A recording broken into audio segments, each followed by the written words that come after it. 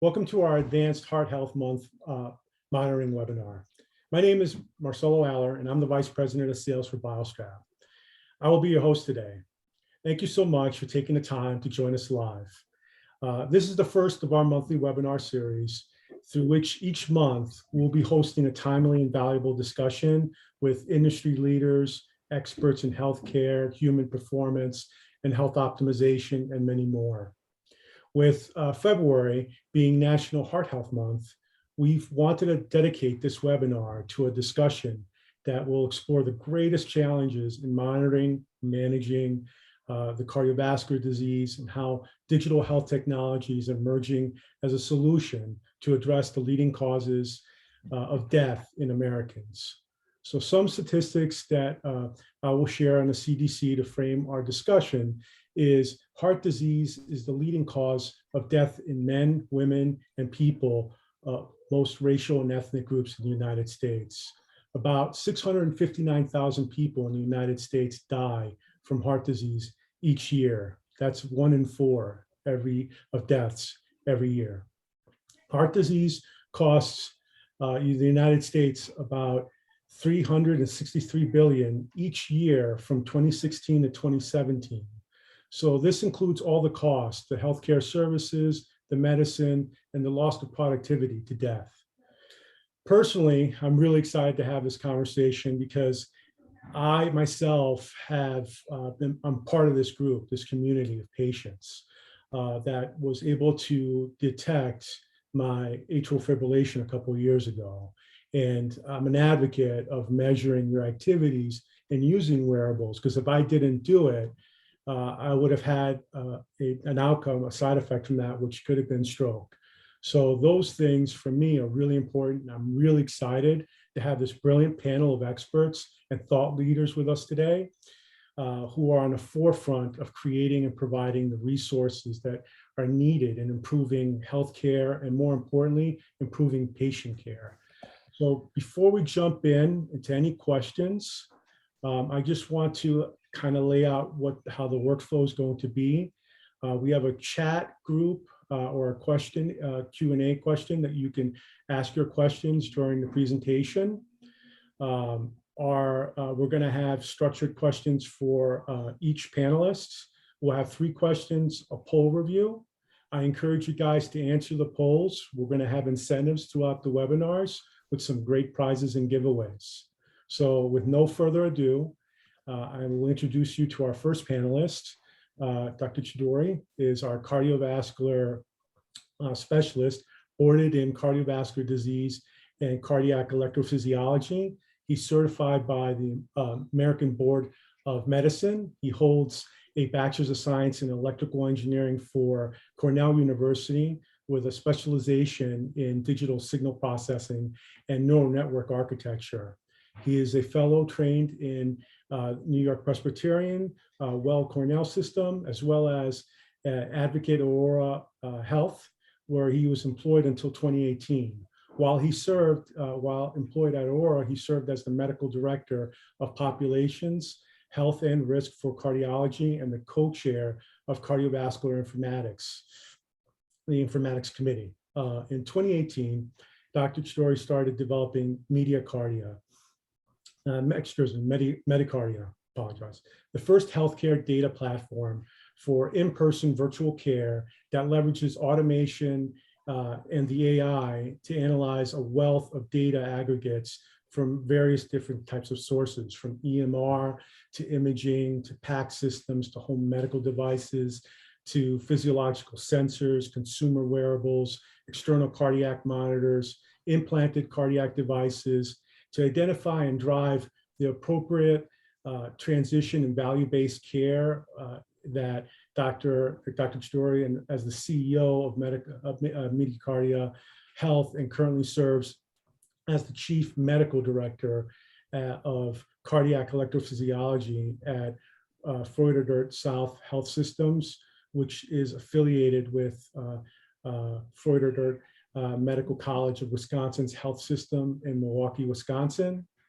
Also joining us today is Matthew Werner, who is the founder of the founder and executive director of Digital Cardio Society. Mr. Werner currently serves as the Vice President of Business Development and Strategic Partnerships for MediFind Inc., a consumer-centric digital health platform that uses machines for learning techniques that are built with AI, using that curated data to connect consumers with the best talent and treatment options.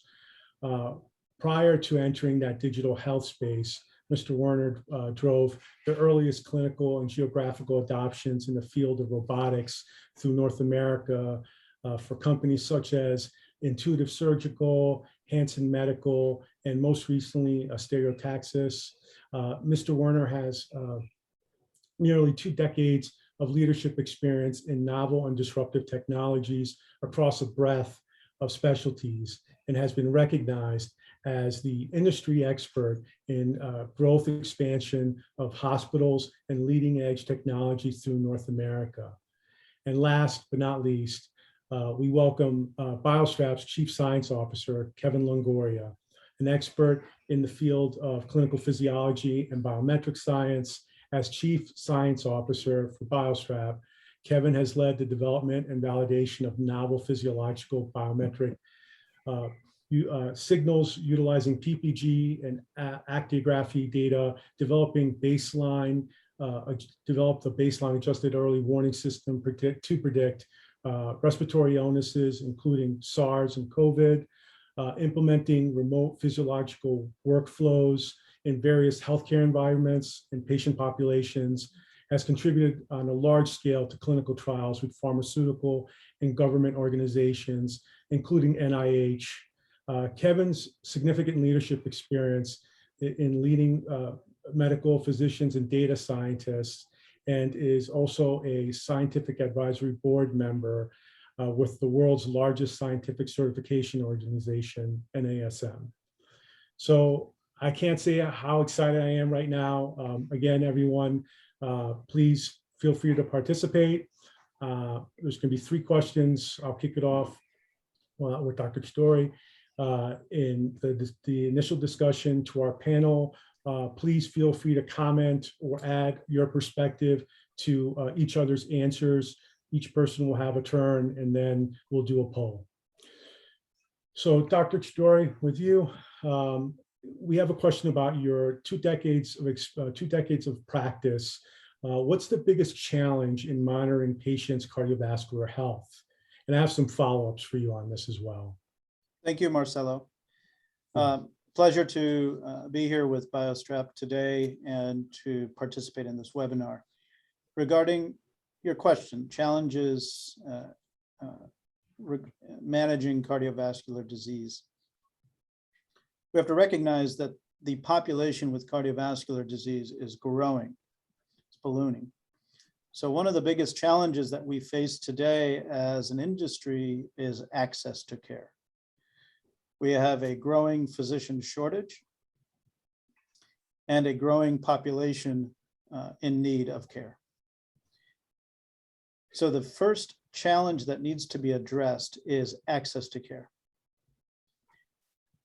Access to care is traditionally considered in the context of how we get people and providers in the same room at the same time. The healthcare organizations typically will look at clinic volume and number of appointments available and ask people to, patients to come in early in the morning or late in the afternoon or in the middle of the day when they're available. But that's really contributing incremental change. We've learned about how we can radically scale up access to care through the COVID pandemic, and how leveraging virtual technologies and allows us to maintain or enhance access to care even when a face-to-face in-person is not possible. And now we've started to understand that in some instances may not be necessary, that a video visit or a virtual visit can achieve the same, if not better outcomes, yet with a lower cost, with a lower clerical and administrative overhead, and perhaps most relevant, is not require an awareness of social determinants of health that may or may not permit a patient or a consumer to arrive in the office today. We can now leverage virtual technologies to meet patients where they are. That's one of the largest challenges that we have today across healthcare, and certainly it faces cardiovascular disease because, as you mentioned, it is the #1 cost driver and the #1 killer globally. Beyond that, though, what we've learned through leveraging digital technologies or virtual technologies is that comes hand in hand with digitalizing information. We have a digital solution called the electronic medical record today that is a large database, a large repository of very important and valuable information related to patients' health. But we have also learned that remote capabilities, accessing information from patients' home through home wearables, medical devices, smart home systems, smart beds, sonar, radar that's being refashioned to be used in the home setting can tell us more about what's happening in between doctors' visits. And we have to recognize that health care and disease happen between provider visits and doctor visits, not during the visits. That's when disease sets in. That's when care happens, because it's not about the prescription that I may send to the pharmacy. It's about the patient's ability to pick up that prescription, meaning get to the pharmacy. It's about the patient's ability to afford those prescriptions. And it's about their ability to remember to take and be compliant and adherent. And so using information, digital technologies and information to gather information between visits is truly critical, is truly a critical need that we have and a challenge that we face in meaningfully bend the curve as it relates to cardiovascular disease. And maybe I'll add only with one other challenge that has been highlighted when we talk about digitalization of healthcare and highlighted by COVID, is not only what we can do with digital technologies, but the digital divide that COVID illustrated. There are people who don't have access to smartphones and tablets and laptops and video cameras to be able to receive care through virtual technologies. And COVID really shone a light on that. And maybe one thing that you may not realize that COVID also helped is not only to identify that digital divide, but it helped, believe it or not, narrow the digital divide. And it came in an unexpected way. And it wasn't because of healthcare. It was because of e-learning. People suddenly had children at home, and they didn't have laptops and smartphones and ways and tablets in order for their children to continue learning. And the digital divide brought to a head the need for homes to have technologies for children to go to school. And that then enabled those people who were on one side of the digital healthcare divide to cross to the other side. So there's a very complex interplay that COVID has brought to us that we have to think about and recognize as we think about delivering care, leveraging technologies. That's an amazing answer. I think any comments or different perspectives from the panel? Matthew, Kevin, do you have any comments on this? Love to hear. Dr. Chowdhury hit it right on the head. There was one large health system in particular that I can remember specifically on a Monday told me that their organization had made a decision that cloud-based technologies were too risky for them and that it wouldn't be something that they would be interested in. On Thursday, the CEO called me and said, "We've changed our mind. This is what we have to have." Literally 4 days later.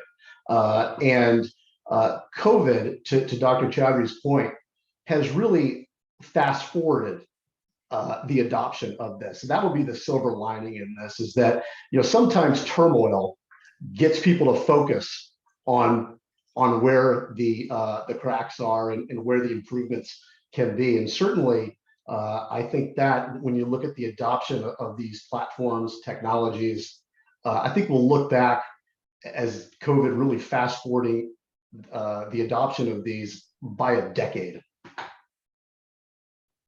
Yeah, and I think Dr. Chaudhry made a great comment around accessibility. And what I've learned in a lot of the research we've been doing here at BioStrap is accessibility is not solved by simply giving somebody access to the technology itself, right? We've done extensive research now with the National Institute of Minority Health and Health Disparities. We're doing a lot in these long-term assisted living facilities, and ultimately find, you know, not just giving them the technology, but there's a whole new route of engaging them, right? Perhaps they're not as familiar with the technology itself. So we take for granted how to actually operate the device itself. You really have to almost start from the ground up and take a whole new avenue to improve adherence, engagement, ultimately with the end goal of improving patient outcomes. So I think that was a great point. You know, accessibility is one of the major, call it, you know, proposed advantages of digital health, but I think there's still a lot of shortcomings that need to be addressed.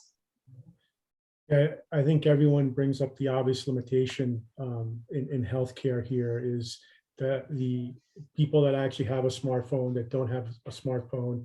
Kevin brings up a great point that it should be a frictionless experience for the end user so we can get that data.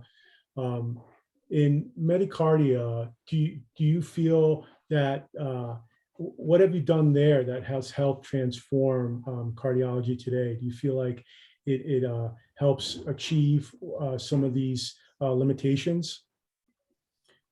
Thanks, Marcelo. Very good question. As we think about the holistic solution we are developing,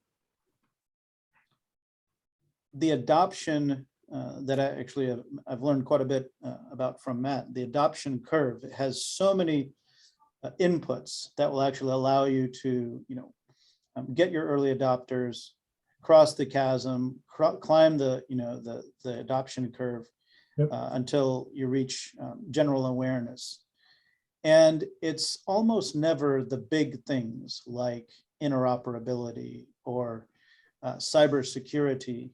It's much more often simple things such as, and I'll give you an example that we faced early on as we were building out one of the features of the platform, which is a remote monitoring platform for consumer wearable devices and home medical devices. In the medical terminology, it's called remote patient monitoring. And it really refers to the physiologic monitoring of vital signs and biomarkers. And we had a variety of devices that different companies had been sending to us to test with our platform, to integrate into our platform, to work with us to get into the market. And one particular device was a little bit comical, not because of the device itself. It was a very nice looking watch, of course, not quite as nice as the BioStrap device, but handsome nonetheless. And we started the process. It was a device that was intended to connect to the patient's smartphone through Bluetooth. And it managed to connect to the laptop that was in the room. It managed to request access to the nurse's cell phone that was in the room. It managed to even try to connect to the Bluetooth-enabled wireless speaker that was in the room. And the only device that it didn't find was the patient's own mobile app. It's a challenge that we would hope and think as technology evolves would not be one of the problems that we have to face, but that was actually one of the largest adoption barriers for this particular device for the patients that we introduced it to. And certainly it raised a flag in our eyes, not that we wouldn't want to work with a company that happens to have very capable Bluetooth that's connecting to everything, as a matter of fact. And maybe it was a limitation of the phone itself that the patient happened to be using, but we certainly are not going to expect patients to go out and find and buy new phones. But it was an immediate awareness that we needed to take away the seams in connectivity. In medicine, we have seams in connectivity. We call them sign out or handoff. When one shift says, I've got a variety of patients that I've been taking care of, I'm now going to transfer that care to the next shift that's coming on. And there's a seam there. And if it's a game of telephone, literally, and in some instances, and certainly figuratively, where if you don't communicate the right things to the next shift, they're going to miss big deal, something that may be meaningful for that patient's care. And this was another one. This is an example of that, where it's a small little thing that created a big barrier, and that brought that to our attention. So in our platform, we've moved almost solely to cellular devices to eliminate the need to connect for transmissibility to metacardia through a smartphone. It doesn't mean that there isn't a smartphone that's in the picture and that it's not relevant, but instead of using the phone as the hub that we're then dependent on to receive information, we reverse that. Cellular to the cloud so that we get the information that we need, and then we share that back to the patient through a Metacardia mobile app or through a cloud-based platform. So that's just an example of a variety of things that we've had to consider as we develop our technology. It's a great point. It's a great point. Any comments from our other panelists? I'll just tell a funny story. In our research with long-term care facilities, we kind of made a major misstep. We actually put an Android phone next to the bedside of each patient living in close quarters. So there was a little bit of a bulky connectivity, initial pairing, but ultimately found that providing the Android phone, the little hub needed to get the data to the cloud just wasn't the optimal solution. So now what we'll are working towards are little expansion packs that can allow for Wi-Fi and LTE capabilities directly through the device itself. Not making that mandatory because that does actually increase the cost, right? Now there's some sort of monthly recurring associated, but for those who perhaps don't have access to a mobile device or don't know how to sufficiently operate it in the care of the geriatric population sometimes, we want to have an interim syncing solution as well. So yep, I learned that one the hard way. I think that's a very smart pivot or adaptation to the technological barriers that are still part of our reality today. And I think that is something that I'm sure you will find will help improve adoption of the BIOSTRAP device. Awesome. Matthew, next question for you. In establishing the Digital Cardiology Society, you set out to promote and foster collaboration between the medical community, industry executives, investors, and most importantly, patients. What was your motivation in creating this organization? Well, first of all, thanks for having me here today, and great question. When I got into digital health in 2018, specifically in the cardiology space, it was clear to me very quickly that digital cardiology was too special to not be the next subspecialty in cardiology. And it was definitely too special to be tucked away in a subcommittee. And that's all based on the value proposition. So yeah, in 2018, there were some initial papers out by some really talented folks, Dr. Varma at the Cleveland Clinic, Erasmus and Geneva, Switzerland, that put out some early papers. And at that time, the focus was outcomes and some of the initial findings from remote monitoring. And the values or the adoption of these platforms at that time here in the US was really in private practices. So you had 3-4 value propositions. What I found in working with the health systems, which employ now 70-80% of cardiology and growing, is that it was more like 15 value propositions. So I've never seen anything that offers this level of value. Typically in a health system, if you're selling a high ticket capital item like a robot, you may have 3 or 4 really solid value propositions.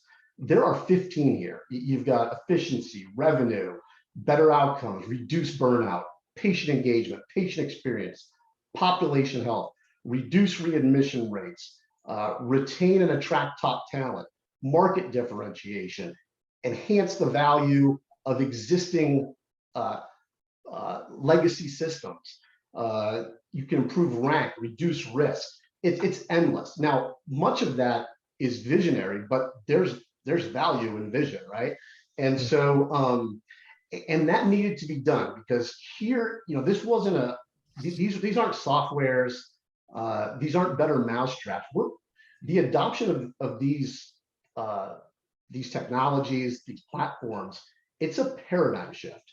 And any paradigm shift in healthcare requires, moving away from that, you have to bring a lot of value, and it's managed as a strategic program, right? So, and so what was the program that needed to be implemented? It was one that was flat, fast, accurate, and malleable.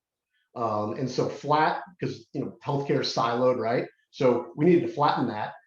It needed to be fast, so automation. It needed to be accurate, so we didn't, not just miss things, but actually work quicker for preventative maintenance to get ahead of things, right? Steer a patient to an ER before they showed up as a readmission, and that really, for me, was what did it. I saw the value that this brought, and yet the disconnect between the patient, the provider, the health system, the makers of these different technologies, right? And implementing this in a health system is a construction project. There aren't bulldozers and jackhammers like I was used to at my role at Stereotaxis, but nonetheless, it takes multiple people from multiple departments that have never met each other before within the health system, and then multiple organizations that make these different devices and platforms come together to flatten it, and that involves EHR integrations, bi-directional data flow, and then just support, to gain the support of administrators and physicians. And I felt that really a sole focus on this was going to be critical. And so that was the motivation behind it. Any comments from our panelists here? So I'll add one additional point. Matt touched on a variety of different propositions to value for organizations through digital transformation. And so the Digital Cardiology Society that he started was, Matt, correct me if I'm wrong, was something that kept you up all night. And I think you put up the LinkedIn page and the website because you couldn't sleep. And I think within a few hours, you started seeing a lot of hits to the site. And within a few days, you had hundreds of followers. And I think by the end of the weekend, it was in excess of 600 or 700, which was got to be some kind of a record, which tells you that this idea of digital transformation in cardiology resonates, number one. Number two, nobody's got the answer. People who came to the Digital Cardiology site were thought leaders across a variety of industry verticals.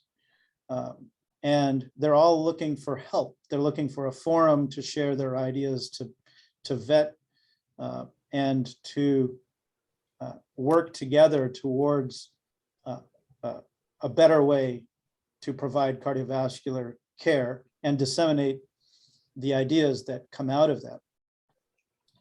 Matt, you brought up a specific use case being sort of how the opportunities come together in health systems.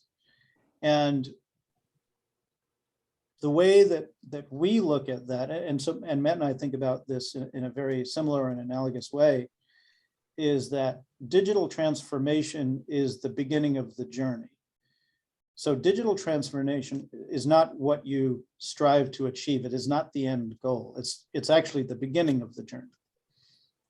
And the beginning of the journey starts with that, because when you've digitalized the industry, when you've digitalized the system, you start digitalizing your assets and you're digitalizing your process to drive efficiencies. And that has meaning directly at the grassroots level, at the provider-patient interface. All right, because that is what delivers the provider experience that they've wanted. You know, today providers look through an EMR, they find information that they need through a manual effort. They dig. I've heard it equated to archaeology for the amount of digging that you're doing. And then they take that information, then retype it back into another note. And they spend most of their time doing that rather than with the patient. All of these efficiencies can be introduced through simple automation that the systems, that our technological landscape is well capable of today. But we haven't somehow, as an industry, felt that it deserves that position of importance in healthcare budgets. And the technologies that you're seeing emerging today are starting to address that. But when you can put a data-driven experience at the hands of the providers, guess what happens? Patients get better care. Patients get more time with their provider. So patient experience goes through the roof. Provider experience goes through the roof. So you just created a situation where you've significantly reduced the amount of clerical work that a provider has to do, and you've improved the quality of the outcomes that they can achieve. And they're not having to take reams of paper home to type up notes on the weekends, because the process is the system is already embedded with intelligence to say, okay, for people who we're seeing with this diagnosis, here are relevant things that need to be addressed. And to Dr. Chowdhury's point, it's while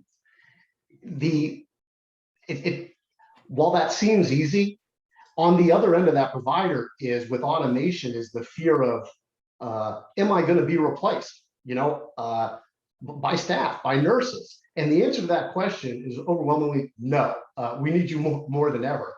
But you know, for a physician or a nurse, someone in the device clinic, it allows them to get back to doing what they do and why they got into the field they're in, which is taking care of people and not data, not computer screens. And when they're next to their patients, to Dr. Chowdhury's point, the experiences go up, patients are more engaged, outcomes are better, you know, list goes on. And every year in Chicago at the Becker's conference, CEOs from all over the country, brilliant ones, come and talk, and they're trying to uncover ways to achieve these values, these strategic initiatives. And nothing that I've ever seen addresses that like these technologies and digitizing cardiology as a whole. Yeah. Thanks, Matt. Maybe I'll dovetail one other point that you brought up just now. And that is that if you think about what just digitalization and automation does, it creates the vehicle to eliminate physician or provider burnout, which you mentioned. It also addresses the experience for patients, providers. We talked about how it's going to embedded intelligence will clearly drive an improvement in outcomes and through that lower costs. So I just summarized for you the 4 different components of the quadruple aim that get delivered through digitalization. And then finally, you address the biggest need that the CEOs have, because it's the CEO and the CFO that are the prime movers for this at the end of the day. They are the decision makers.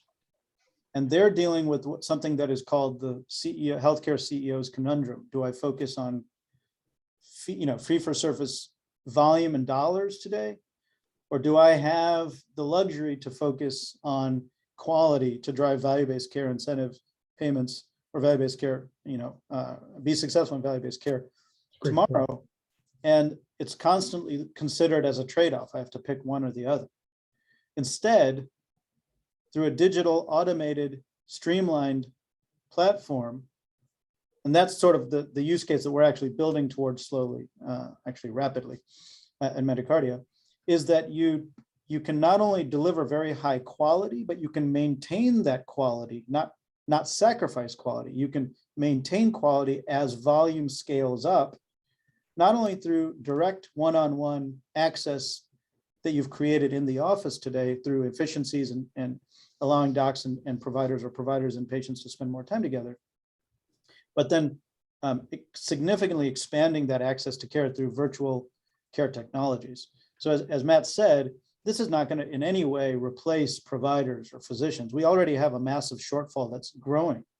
Yeah. It's to extend radically, orders of magnitude, the reach of each of the providers through digital technology. And that's what we call high performance cardiology. And one other thing, oftentimes, or with the early adoption of these, as data has just overwhelmingly and exponentially increased, health systems have looked in some instances to outsourcing these responsibilities. They're throwing people at the problem, and with that, the data often becomes unusable. It might be sent back in just a paper form or a PDF, and they take on risk, tremendous amount of risk, and the ability to keep this in-house with automation and within their clinical talent, and just allow their talent to go back to what they do best is really critical, and that is what really, that's what they needed to move things forward. And technologies like Medicardia, cardiac insight, these are technologies that have afforded them the ability to do that. Matt, I think that's a great point. I think it's a perfect segue to our next question for Kevin.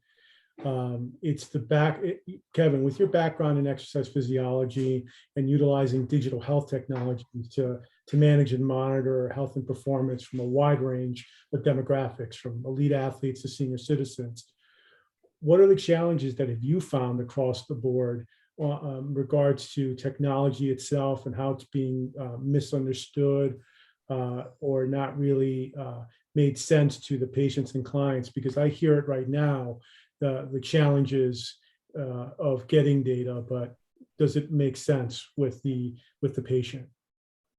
Yeah, another great question. To kind of expand to start my question here, a big change in my mindset occurred when I started to think about digital tech. Digital health is not about technology, it's about improving patient outcomes. For years upon years, I was focusing on the technology itself, making this little device that I wear on my wrist as reliable as possible. Realize that that's the means to the end. We need this clinically reliable data for the decision making, but there's a lot of limitations and shortcomings that'll really limit its adoption in the clinical space. So the way I see it, number one is clinical reliability, right? When we are relying upon these numbers to modify programs, change prescriptions, perhaps coordinate emergency services, all of this is extremely important. The data integrity is of the utmost importance. So at BioStrap, what we focused on is clinical benchmarking. Each one of our primary biometrics have been referenced to the gold standard. So for example, oxygen saturation recordings, not substantial equivalents of the other fingertip pulse ox that's on the shelf, but actual arterial blood gases. What is the gold standard? How do we basically estimate that? Because we are estimating, not measuring directly, that value as reliably as possible. When you have this kind of backing the clinical validation that we wear our hat on, we are going through the FDA 510K clearance process right now that makes it a lot easier and reimbursable, but ultimately it helps, the healthcare professionals change their mindset, right? We will immediately be put in the bucket of the Fitbit and the Whoop and Apple Watch. And I don't mean to discredit them whatsoever. I do believe we share a mission, but in terms of how our technology works and the reliability, it's really apples and oranges. Next, the major limitation that I see is the interoperability piece, right? This is kind of overlooked, but something as simple as asking a physician to have another login, have to manage the data, that can be a deal breaker in some cases to adoption. But more importantly, it really limits the utility of the value of the data itself.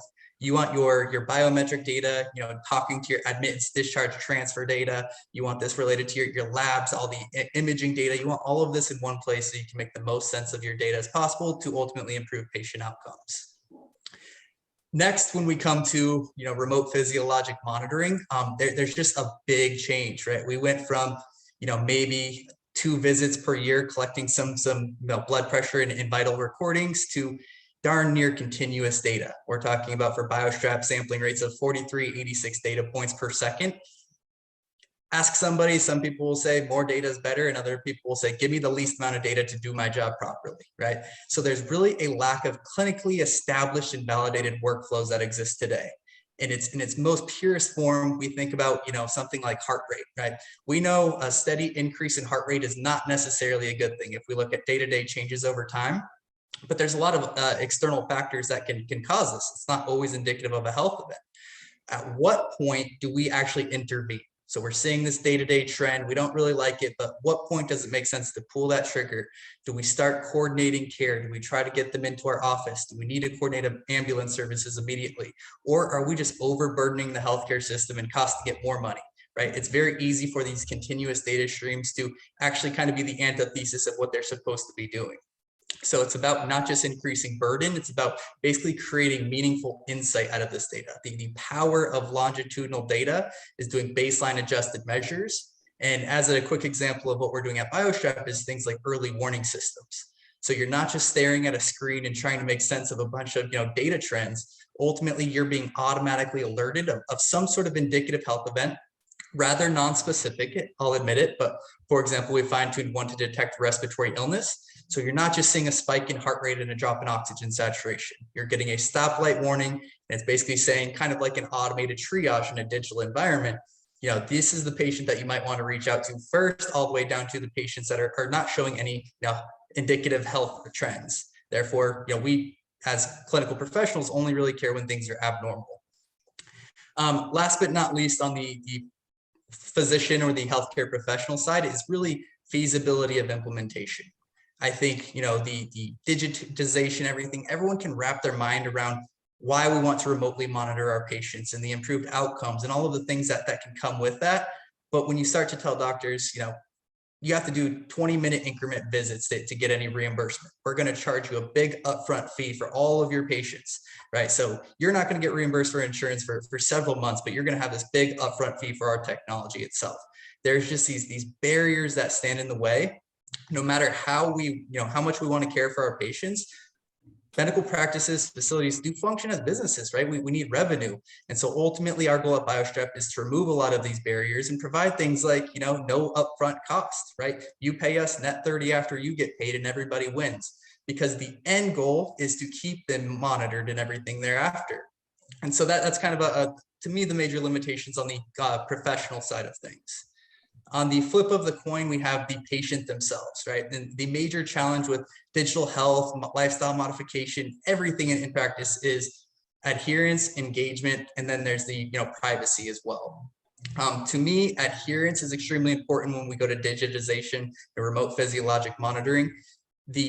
It's only good if the patient will actually use it and collect the data, right? We can provide the blood pressure cuff and the scale and all of these things, but if they don't step on it 16 times per month and actually give us the data that we need, ultimately we can't bill for it. And we're really not helping them much. So we need to first think about patient adherence. There's a lot of value to something like BioStrap, which is passively collected data. Meaning we can collect the data without a lot of user engagement. They don't necessarily have to think about it. They just have to wear the device. We're getting the data we need for clinical decision making. That solves perhaps an issue around reimbursement because we do need a minimum number of recordings, but it does almost nothing for engagement, right? On the flip of the coin, we want them to continue to wear the device. We want them to see value out of the data that they're collecting. And this to me, call it the medical wearables or the fitness wearables, a major misstep is nobody ever did their due diligence on educating the patients or the end users of what this data actually means, right? Why are you wearing this device? Why are we tracking your steps? Why are we tracking your sleep? So it's kind of gotten washed down to this, aesthetic, wear my Apple Watch because it's pretty and it can check my text messages. And it's moved away from all of the value that the data, holds. And so something that we've developed here at BioStrap is the BioStrap Academy, where we really focus on each one of our primary metrics. What is it? Why is it important? What's its correlation with health conditions? Is it supposed to go up or down? Essentially very easy trend analysis. And what do you actually do with all of this data? I would be lying if I said this was this perfect system and we can go educate the entire world on all the value of the data collected at your wrist and beyond. But it's a work in progress. And I think it's a very meaningful challenge that we're taking on. Last, I don't see it too often personally, but if you look at the literature, there's a little limitation to adoptance at the patient level just around privacy, right? You are going to remotely monitor me all of the time. You're going to track my steps and my sleep and my heart rate because I have heart failure. What? Like that kind of goes back to the education component, right? We need to show them the value of the technology, reinforce that we're not selling your data. We're not, I won't name anybody, but we're not selling your data for malicious purposes or financial gain. We're trying to improve care.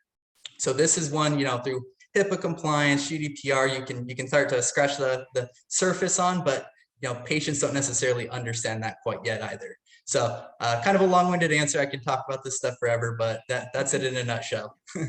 I'll let our panelists, any comments before we jump to our first poll intervention? Sure, I can certainly chime in. I echo all of the sentiments, Kevin, that you very adeptly laid out. It's a very challenging question. And it, in terms of how devices that are created in a manner that has the appearance or for the purpose of penetrating the consumer market, because that is where it is important that we deliver the message of healthcare is to the consumer market. And yet at the same time, how we bring those technologies into the healthcare industry. And they are very different markets and they are very different people that you're talking to. Matt, of course, knows that very well. Kevin, you know that very well. We certainly recognize and understand that as well. And I think where many devices or companies may be very successful in one industry are finding challenges in the other. With respect to remote patient monitoring, I have to give credit, of course, to the federal government for, of course, bringing out these codes to allow us for the first time as providers to be reimbursed for preventive medicine. It's kind of a sea change as we move towards value-based care. And I think some of the technological innovations that you're introducing in the BioStrap with passive data collection, being able to transmit with an LTE chip embedded in the device, what you're trying to do is make data collection just part of the way people exist. And that's what we need to do with digital technologies. It just needs to be ubiquitous. It isn't something that people should have to think about. It shouldn't be something that providers have to think about. It's just the way that healthcare needs to be delivered in 2022 and in 2030 and in 2050 and beyond. You're creating that almost that Star Trek type of experience. And while the use cases today are, the things that we traditionally think about from a medical perspective of, monitoring the vital signs, using that to make decisions about the care that's being provided, as Matt mentioned, use RPM as part of a dynamic population health strategy to drive diagnostic testing. And of course, with AI, of course, already being so ubiquitous now, using that to develop predictive algorithms. At the end of the day, the message to the consumer is something a lot simpler. And that is that part of your healthcare that involves all of the things that you do when you're not in the office. Yes, compliance with medical therapy and activity level and fitness and monitoring how you sleep. That's important because sleep apnea is a strong risk factor and driver of cardiovascular disease. And that rather than saying that this is an add-on to the care and it's another thing that you have to do, it's just part of the healthcare model, I think is the message that we want to get out.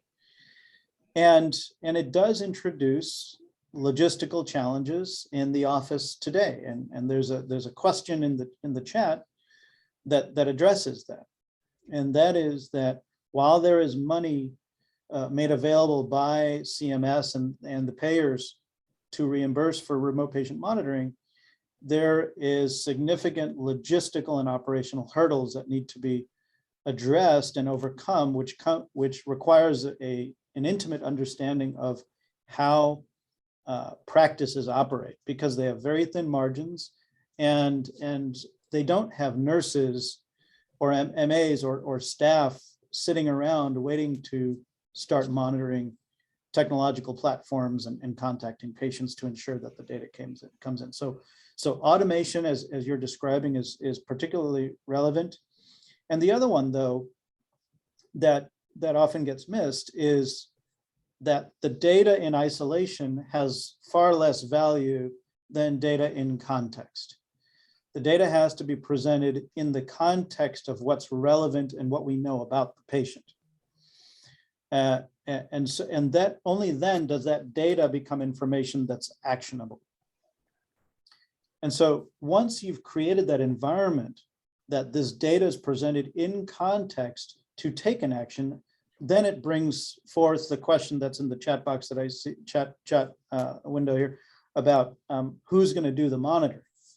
And Metacardia, as an example, offers a service, or we help train the staff, or we do pro formas to identify at what point do we cut from a third-party outsourced service to bring that in-house, or if there are other automation and efficiencies that Metacardia brings that then allows them to free up their staff to go from clerical to revenue generating.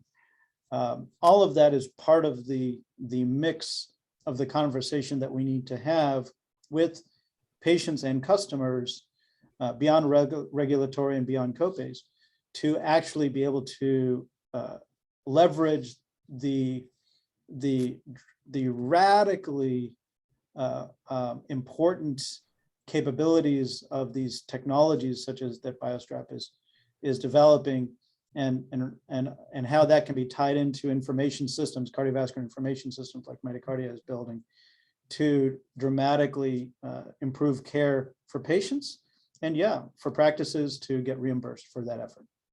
I think that's great. I think let's pause here. Let's do a couple of poll questions in a row, and let's push forward for our next couple of questions.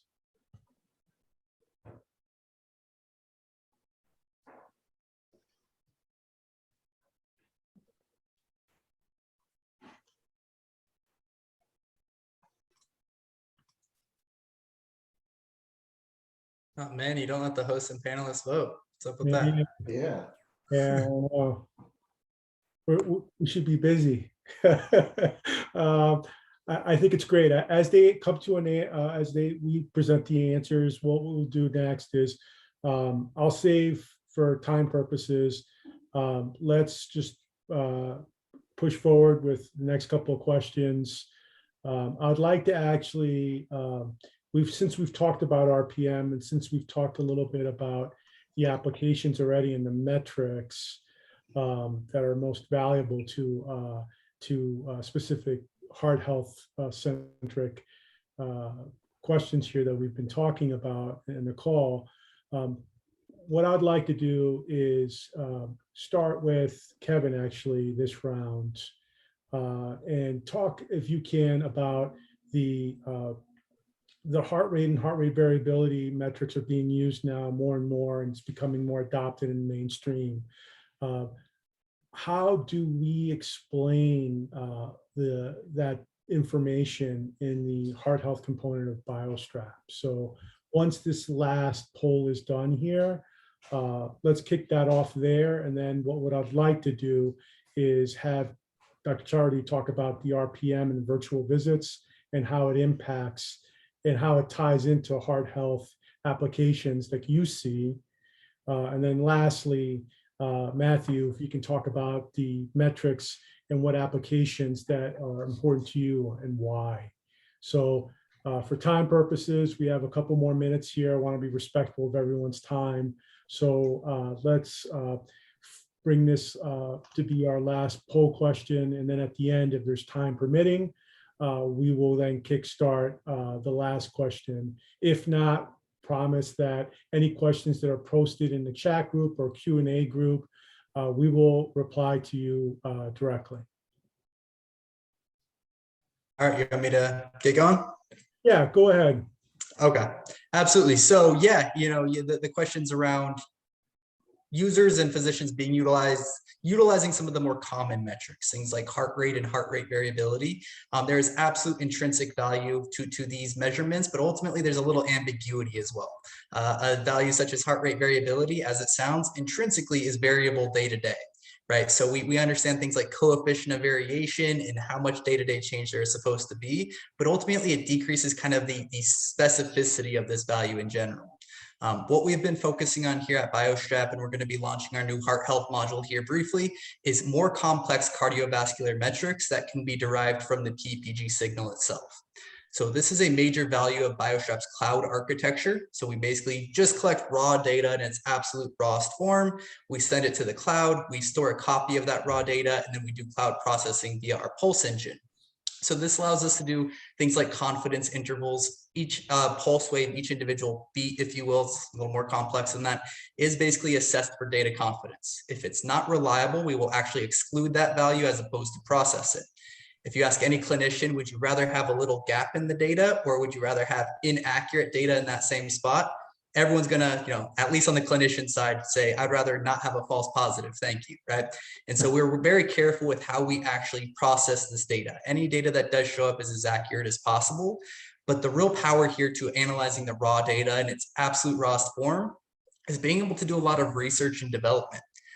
Borrowing some research from an amazing study done in 1998 by Takazawa, they essentially found in the PPG waveform itself, there's specific morphological features, kind of these components or critical points of the PPG waveform that change shape, to keep it simple, predictably with age. Therefore, through a PPG signal, can we estimate something like your vascular aging? It was a pretty amazing study, obviously a lot of room for improvement there, but we went down a rabbit hole here at BioStrap. We started with the original algorithm, which is open source, really just found that there was not great enough distribution there. One, because it was primarily done with fingertip pulse oxes. So we went back to the drawing board, we recalibrated it, and basically what we've been able to do is define measurements of arterial and peripheral elasticity and develop an arterial health score. It is not an equivalent arterial age, which is what Takazawa was working towards. That would be an amazing end goal to say, here's the age of your arteries based on a quick PPG recording. That is not reliable enough. It can be somewhat misleading. What we have developed is something that responds very reliably in terms of directionality. When somebody is going through the right type of lifestyle modification process, this score tends to predictably increase. And when you're doing things incorrectly, it's going in the opposite direction. So it's kind of removing some of the ambiguity of heart rate and heart rate variability, and kind of like a gamification. I don't really love the term, but ultimately end users and patients understand 0 to 100s. They understand that a 90 is better than an 80, and they want to see that score go up. And so it's a great little reinforcement tool. On the flip of the coin, there's a lot of clinical relevance. It's a little bit more difficult to explain to end consumers to things like arterial elasticity. So here, basically what we've shown is an example of COVID, that this was one of the most pronounced and early biometric variances associated with respiratory illness. Surprisingly, in some great publications coming out, it preceded changes in things like oxygen saturation.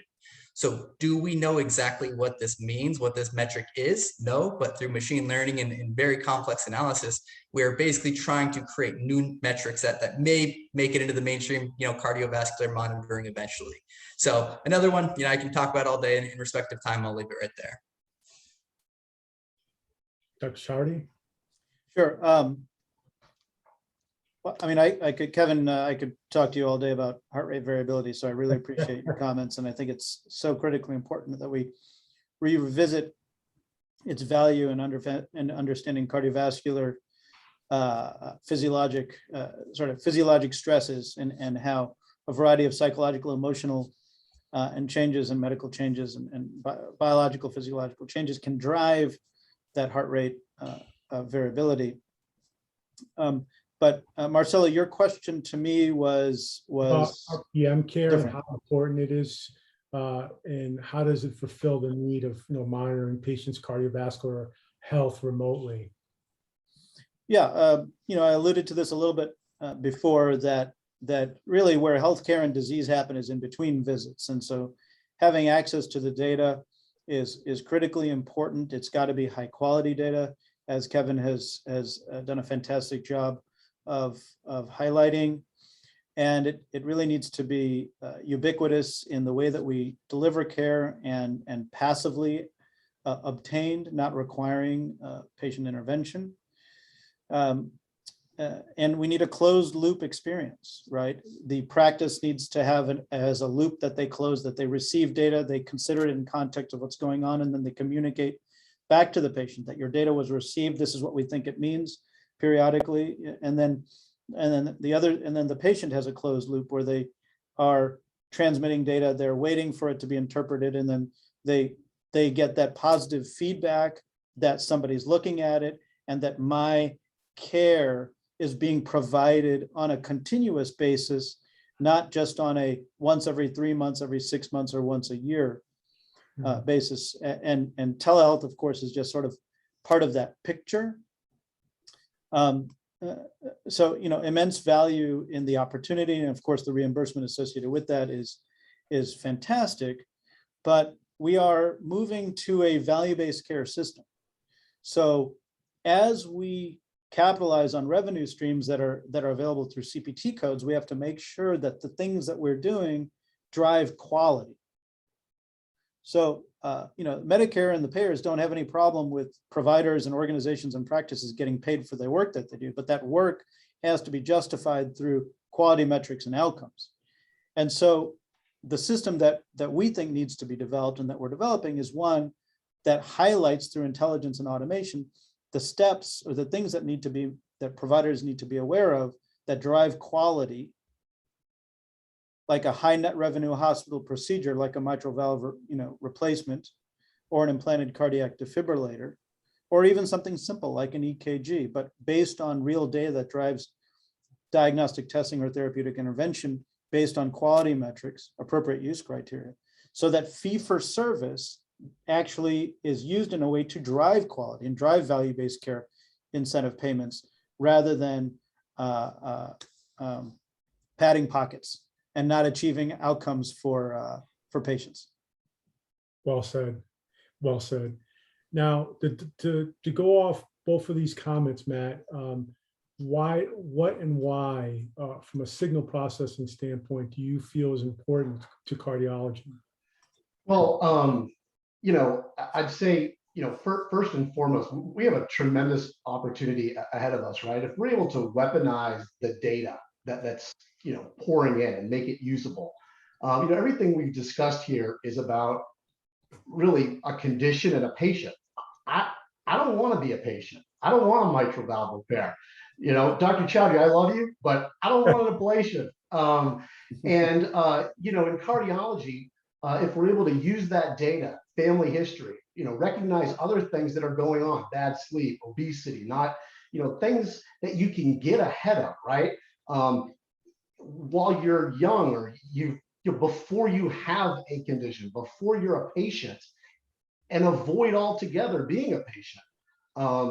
That's really powerful. I think in terms of the data and the signals that are pouring in, most of my career was in robotics, right? And there were winners and there were losers in terms of health systems. And the ones that won were the ones who adopted this early. And as patients, they're consumers, and they seek care based on technology, talent, outcomes. And what I'm most interested in seeing is what health systems adopt these platforms, technologies the earliest, and move the needle in terms of outcomes, which result in better experiences, engagement, and much greater catchment areas, patients moving to those health systems because they're more trusted to catch me a day earlier than maybe the place I was going. And so that's really I think that the biggest paradigm shift, the thing that is going to really move healthcare forward is what it always does. The educated consumer who has the ability to make decisions. And these platforms and technologies offer so much data, but to Kevin's point, it's no good unless you can do something that's usable with it. And certainly you guys have, and Dr. Chowdhury's platform Metacardia allows for that. And there are a number of those type of emerging technologies. But going back to what I initially said, the opportunity to incorporate this into your everyday life easily, where it's not cumbersome, you don't have to remember it, it's just there. And final point is the ability to, in cancer, you have Susan B. Komen, right? And cardiology, Yeah. we're able to build teams that steer people clear of heart disease and sharing this information, utilizing these devices. And if we can do that to prevent people from being patients, I think we'll have a tremendous success in population health overall. Great answers, everyone. To respect everyone's time, we're a couple minutes over, but I think we can reach into the chat group and pull out 2 questions and answer them. So does anyone from our panel want to pull any of those questions? Does any of those stand out and maybe you want to answer one? I don't see what the questions were. I can look you. Marcelo, but So for Dr. Chowdhury, let's see. We see a huge issue with acceptance of medical officials of receipts of data via via non-standard provisions, i.e., they're not accustomed to having HR-related data events from patients. Point care plot has not been used by medical staff previously as part of their analysis procedure. You want to expand? Yeah, so I responded to Ken in the chat as well while we were having the conversation. But I mean, there are different forms of data presentation and representation that, and Ken's absolutely right, that people don't gravitate towards. Depends on kind of your right brain versus your left brain, and are you visual in the way that you process information? Poincaré plots, which are basically plots of one data element versus a previous occurrence of the same data element. So it might be the current heart rate versus the previous heart rate. Creates a really interesting scatter plot that conveys a lot about the rhythm, for example. So a Poincaré plot of an irregular rhythm, such as MAT, multifocal atrial tachycardia, or atrial bigeminy, will look dramatically different than atrial fibrillation, yet on a 12-lead ECG, they can be very difficult to discern. And so data presentation and data representation is Ken points out, is almost like a different language. And it's challenging to get providers to adopt new ways of thinking and conveying and speaking about things that they've been used to thinking about, heart rates as an example, or blood pressure, or what have you. And the reality is that we have to recognize that digital healthcare is not the same as healthcare being delivered through digital means. It's a different aspect of care. And Matt's actually been a strong proponent, as he mentioned, of a new subspecialty of cardiology, digital cardiology. And that is truly how we need to be thinking about healthcare in general, is it is not simply the same thing as taking a hospital or an office chart and digitizing it and suddenly thinking that you're delivering digital healthcare. The electronic medical record is not an example of digital healthcare. It is healthcare that has been digitized. There are, don't get me wrong, it's an example. There are differences, but we need to be able to deliver care in a different manner, and that requires developing a different understanding and a different skill set to augment the physiology and the biology and the compassion and the empathy and the patient care that are traditionally taught through traditional healthcare avenues, whether it's medical school, nursing school, PAs, what have you. I think it's a cultural change, and I think this conversation, frankly, could probably go on for 3 hours. But I feel that hopefully our community that gathered today really got a lot from this presentation and this webinar.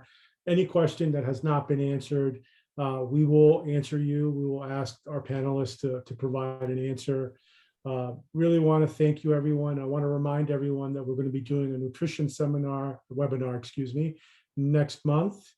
So stay tuned for a follow-up announcement from us as well, and that we'll be regularly actually doing these monthly. So with that, thank you again. Thank you for participating. To our panelists, really enjoyed talking to you and look forward to the next one. Thank you, everybody. Thanks, Thank you so everyone. much. Participate. Have a great day. Great event. Thank you.